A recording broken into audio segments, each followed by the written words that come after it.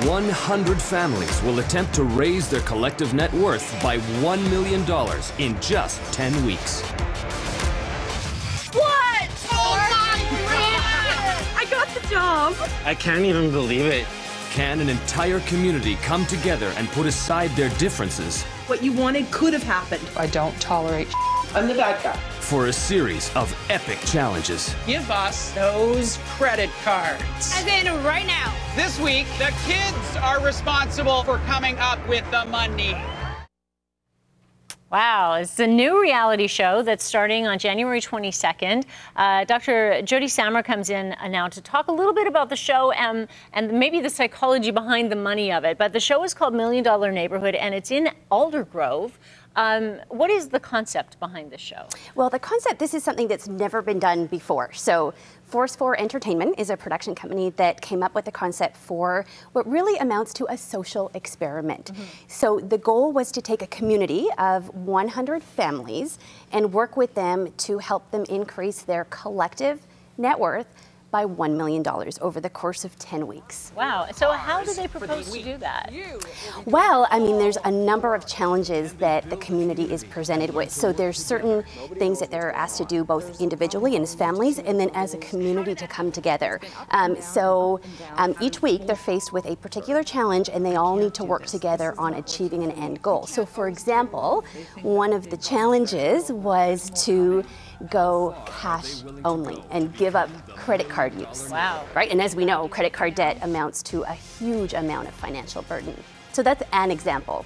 So they take 100 families that obviously didn't know each other before this.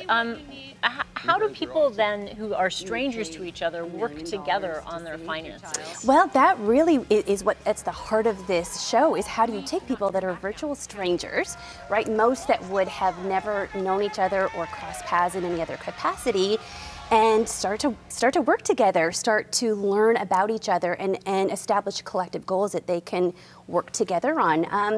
And certainly you think about bringing any group of individuals together, whether it's a family, whether it's a work team, whether it's a larger community, there's challenges that come along with that, right? Any group, you have a range of different personalities, a range of different backgrounds, different financial circumstances.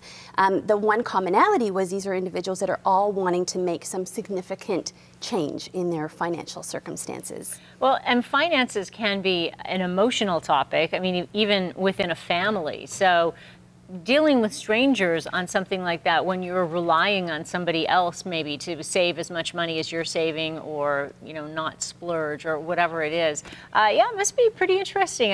What do you think people are going to get out of watching this? Yeah, well, one of the things that you're touching on, so finances and sex, the two most difficult things for people to talk about, right? And obviously I have a private practice as well, and individuals that'll come in that have been, you know, married 10, 20, 30 years, may have 2 or 3 kids and share all of these elements in their life, yet can't talk about money, right? And there's so much emotionally that's tied to our relationship with money. And for most people, like, the principles are simple, right?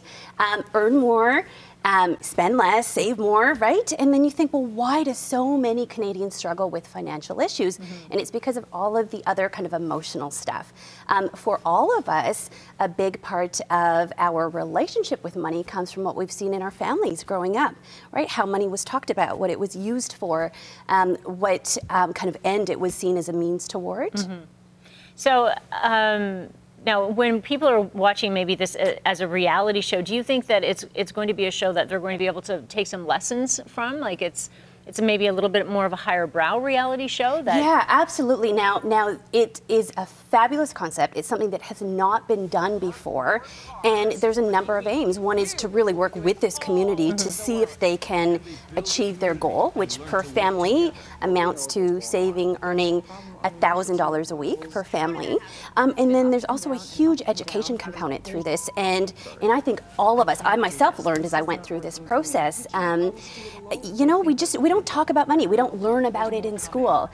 People don't tell us how to manage these things. So I think there's a huge education role. So we will learn some money saving tips along the way? Absolutely. And you learn about your relationship with money. And part of this, when you think about what's our money for? Right. And most people don't stop and think about what it is that they want to achieve with their money. So being able to identify your goals, your needs, your dreams, and saying, what am I doing this for, is a huge, huge part of this. Now, when we talk about reality shows, you know, there's a lot of raised eyebrows as well, that maybe a lot of it is scripted. So I know that, you know, if you're trying to get to the end goal of this, raising or saving $1 million for these 100 families, you know, were they sort of left on their own to do this? Was there scripts involved? Were they directed? Did, you know, if this family didn't save enough money, were they punted out and another family brought in? Or like, how real is the reality show? This is a real show. So it is a real community, Aldergrove, BC, real 100 families that are working together. They were certainly given assistance. So myself, there's a financial co-host, a team of money detectives. We had every financial kind of expert that you can think come in to be able to give support to families. One of the kind of key aims that we had was for the community members to come together and create accountability for each other. So certainly we initially set up the infrastructure and established some parameters for what the goals would be, what the weekly challenges would look like, but then it really was up to this community to say, well, how do we figure this out? So, you know, if we're told to go cash only and not use our credit cards, what are the barriers? What gets in the way? How do we support each other emotionally when we're struggling? And you got to appreciate that people are they're exposing themselves to this huge vulnerability by talking about money and talking about, you know, the good, bad, and the ugly to people that they don't know. And doing it in a way when they know they're going to be on TV. And was that a huge barrier for people to be able to sort of bare themselves and be very honest about what was going on? Yeah, I mean, initial stages, that certainly I'd say for many, many individuals, there's a lot of shame, guilt, embarrassment about decisions that people make, and I think that's a very universal kind of emotional reaction that people have, and to be able to then say, okay, I'm going to air this to people that I don't know, and you're not sure how people will react. You're not sure if there's going to be judgment on decisions that you've made.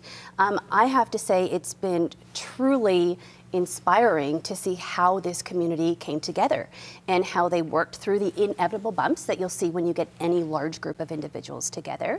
It's amazing. It's humbling to watch. It's educational. And my heart is actually so invested in this because I grew up in Aldergrove. Oh wow! Yeah. Really? Okay. Yeah. So I was going back to my hometown. That's working great. with this community. Yeah. Well, we look very much forward to it. It starts January 22nd, and it is called $1 Million Neighborhood. How many episodes is it? Yeah. So it's 10 one-hour episodes on the Oprah Winfrey Network Canada at 5 p.m. Pacific time next Sunday. So make sure you tune in. All right. We will. Joti, thank you so much for coming in. We look forward to it. Great. Thank you for having me. All right.